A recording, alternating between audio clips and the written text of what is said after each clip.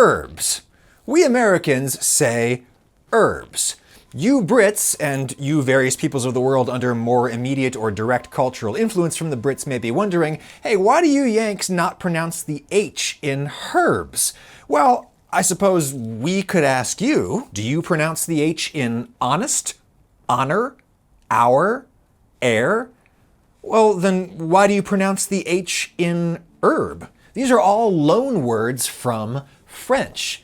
And the French basically never pronounce H's when it comes in the beginning position of a word, or at the end, or various other places. French is full of silent letters, which I suspect they set as traps so that they can feel snooty when us lesser peoples of the world are so foolish as to simply read all of the letters on the page like some kind of noob. I'm just kidding, French people. In fact, English is also full of all kinds of silent letters that trip people up all the time. But in part, this is because English is also full of French. Particularly culinary English, right? Restaurant, dinner, soup, salad, sauté, filet, or fillet, as you Brits would say, because you anglicized filet just like you anglicized herb by pronouncing the H, herb. According to some estimates, nearly a third of English vocabulary comes from French, though there is apparently some scholarly debate around the finer details there. Take my earlier example of soup. According to the Oxford English Dictionary, among other sources, soup does indeed come from French, but before that it comes from Latin, as most French does as a Romance language.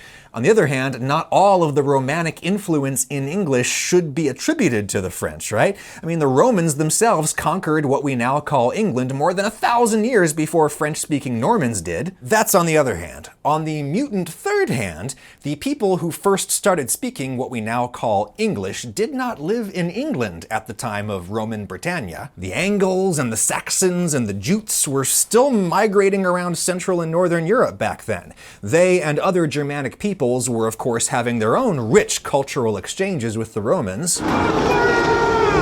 And indeed, OED acknowledges the word soup may have actually originated with Germanic peoples who passed it on to the Romans, who passed it on to the French, who passed it on to the English, who were themselves a Germanic people. Arguably. Anyway, it gets messy when you drill down into the details, untangling who passed what word on to whom. Almost as messy as when you try to pass packages around the world. I should know. I had all kinds of exciting channel merch plans for the last year, and all of that had to be put on hold because of logistical challenges. I should have considered the sponsor of today's video, ShipStation. ShipStation is the #1 shipping software for e-commerce sellers.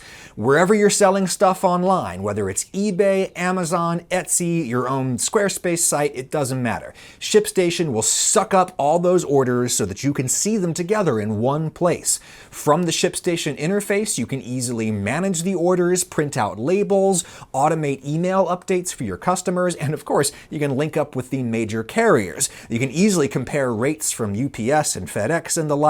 You can even get discounts, rates the carriers normally reserve for the big Fortune 500 companies. I am a small business person myself at this point, and I am all about any solution that allows me to focus more on making cool things and less on the nuts and bolts of actually getting them out to people. Ship more in less time. Go to shipstation.com/Ragusia to get a 60-day free trial. That's 2 free months of no-hassle, stress-free shipping. My link is in the description. Make ship happen. So anyway, we were saying the field of etymology is filled with controversies and complications, but it's safe to say that a whole lot of English words came from French. This is one reason why English dictionaries tend to be really, really fat compared to something like Spanish dictionaries. We often have 2 or more words for the same thing in English because we've got a French word for it in English and an English word for it in English. A classic example of this is meat terminology.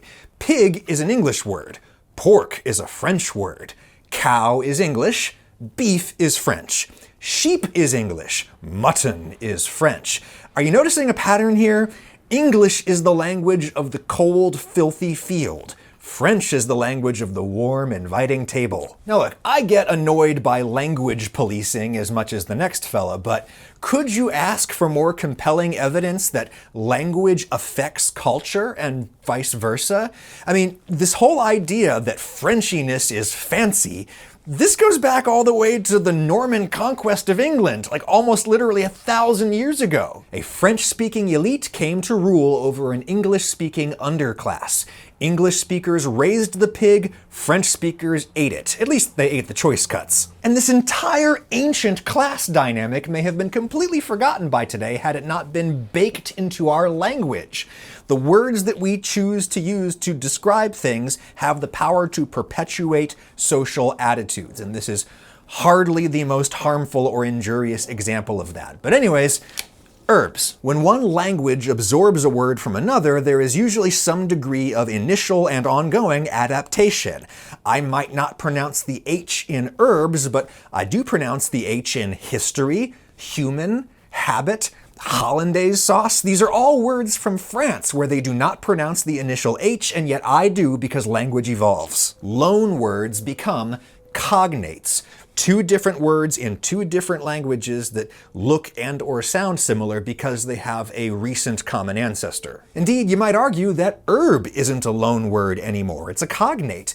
The modern French spelling is Herbie, and it's pronounced herb or something like that. I don't know. Words do not magically stop evolving once they branch off into another language. They keep on evolving back over here in the native language or the donor language. They all keep moving and diverging away from each other, and that's how you end up with cognates. And this same divergence also occurs across different dialects of the same language, right? British English did not just stop evolving the moment that colonists peeled away and started developing their own American English dialects.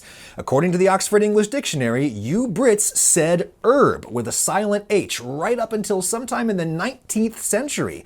Only then did you start to adapt this loan word into your own pronunciation habits because, gradually, that's what always happens, which is why I just said habit instead of abbot. For whatever reason, we Americans just simply haven't gotten around to anglicizing herb yet.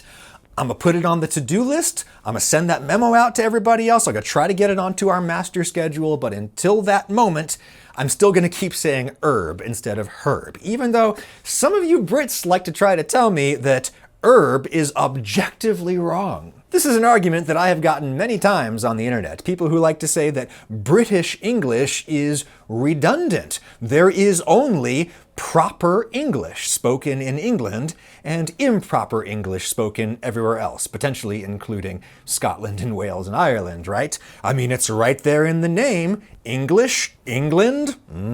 But just because a thing is named after a place doesn't mean that the people who currently live in that place own that thing, right? I mean, for example, this variety of basil is named after Italy. It's Italian basil, but it's my basil. I own this basil. Also, basil didn't even originate in Italy. It's native to tropical Africa and Asia. And where did English come from originally? It came from over here, Beowulf territory. Maybe we should defer to the Danes about what is or is not proper English. And you know, Brits, if you didn't want lots of other people speaking your language and changing it around, well then maybe you shouldn't have colonized half the world and forced the people there to adopt your language. I'm just saying. Anyway, herbs. What even are herbs? Well, in culinary English, which is influenced heavily by French, of course, herbs are soft, leafy plant parts with a super strong flavor.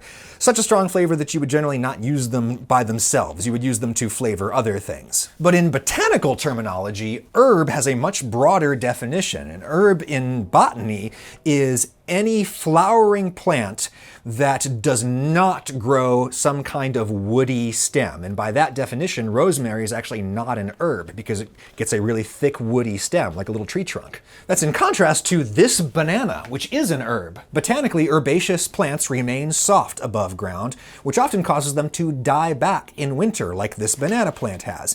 But they will grow green anew in the springtime, just as this banana plant will, I hope, producing leaves that are herbs in the botanical sense, but not in the culinary sense. Unless, of course, you're talking about one of the many cultures where they actually really value the taste, the flavor of banana leaves. But I think we've gone down enough tangents for one day, don't you? you go do something else. I'm going to water my herbs.